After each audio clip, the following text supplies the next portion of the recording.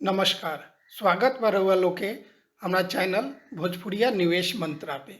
इ चैनल पर हमनी सन सीखल जाई निवेश के बड़का बड़का टर्म जौन बा उ बहुत ही आसान भाषा में अपना भाषा में सीखल जाई। अब निवेश का नाम पर भोजपुरिया माटी के हमनी सन का जानेनी सन। निवेश का नाम पर हमनी सन का दुइये तीन गो चीज पता बा। एगो पहिलका पता बा कि एफडी करा लेम सन। दूसरका चीज बा कि जमीन खरीद लेम सन। आ तीसरका बा ओहो से खिसियाम सन तो एलआईसी दू चार गो करा लेम सन। लेकिन इ सब तरीका से रउआ मतलब बहुत बड़ा पैसा ना बना सकतनी। ई सब में दिक्कत बा। दिक्कत का बा आई एक एक करके समझल जाई और आगे हमनी सन देखल जाई कि अगर एमे दिक्कत बा तो आगे कौना तरीका से भाई पैसा बनी ओकरो के बारे में हमनी सन देखल जाई। पहले लिए एफडी। एफडी फिक्स डिपॉजिट में देखल जाओ तो कोनो बैंक में जाई रहुआ तो कितना इंटरेस्ट मिलला 6% 7% ये ऑन एन एवरेज कराएम तो इंटरेस्ट मिली। ऐसे छोड़ दें तो 2% मिली तो 6-7% रुआ इंटरेस्ट मिलता। लेकिन एगो रउआ लोगन सुनले होखेम कि इन्फ्लेशन मुद्रास्फीति ये एगो टर्म होला। अब ई का ह तो मुद्रास्फीति या इन्फ्लेशन ई कुछ नहीं, हमनी सन के पैसवा के हर साल वैल्यू कम हो जाला, मतलब पावर कम हो जाला पैसवा के। तो पावर कम हो जाला तो ओसे हमनी सन के परचेजिंग खरीदे के क्षमता जौन होला उ कम हो जाला। तो अब मुद्रास्फीति 2024 में देखल जाता का चलता 5-6%। मतलब कि अगर देखें कि बैंक में रखें तो हमरा 6-7% मिलता, लेकिन साथ साथ हमरा पैसवा के वैल्यू कम हो जाता 5-6%। तो कुल मिला के देखल जाओ तो 1% आधा परसेंट हमरा बैंक से मिलता, वो एफडी कराइला पर। ऐसे छोड़े तो निगेटिव रिटर्न रहेला।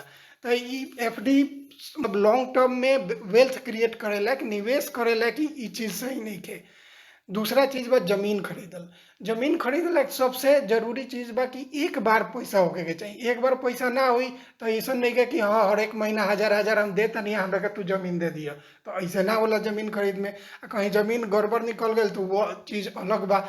ओकरा अलावा अगर एगो और दिक्कत बा कि अगर जमीन कहीं हम बेचे जाए तो अगर अगला पार्टी के पता चल गए हमरा जरूरत बा ई अरे ई तो गर्जू बारे तो जमीनवा के रेट में कम लगइहन सन। 10 लाख के जमीन हुई तो 6-7 लाख लगइहन सन। तो ई सब दिक्कत बा जमीन में। और तीसरा एलआईसी। एलआईसी में देखल जाओ तो का बा कि एलआईसी एगो ठीक बा, जीवन रिस्क कवर करेला के एगो ठीक बा। लेकिन अगर एगो से ज्यादा एलआईसी कराओ तो नहीं तो निवेश लायक नहीं के, मतलब इन्वेस्ट करके पैसा बनावे लायक एलआईसी नहीं के।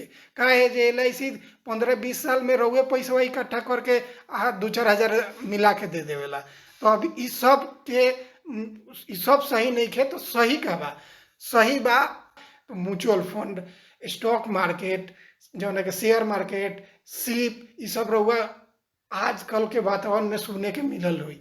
आई बहुत ऐसा चीज नहीं है कि जो हमनी सन का समझे में नहीं। और ई बड़का लोग के बहुत ज्यादा पढ़ल लिखल बॉम्बे ढाका के लोग के काम बना हमनियो सन कर सकतनी सन, सीख के कर सकतनी सन। आई चैनल पे हर एक चीज के डिटेल में समझा के अपना भाषा में सिखा के तो बहुत छोटा छोटा पैसा लगा के बहुत बड़ा पैसा एक बार में 15 साल 10 साल में बनावल जा सकता। तो ऐसे इस चैनल पे जुड़ल रही और इस चैनल के लाइक और सब्सक्राइब कर दी जौन से हमरो कुछ प्रोत्साहन मिले। और अगला वीडियो में हम सीखल जाई कि सब टर्म ह का जी, म्यूचुअल फंड, सीप, ये स्टॉक मार्केट ये आखिर का है, कौन चिड़िया के नाम हो, ये अगला वीडियो में हम सीखल जाई। नमस्कार, धन्यवाद।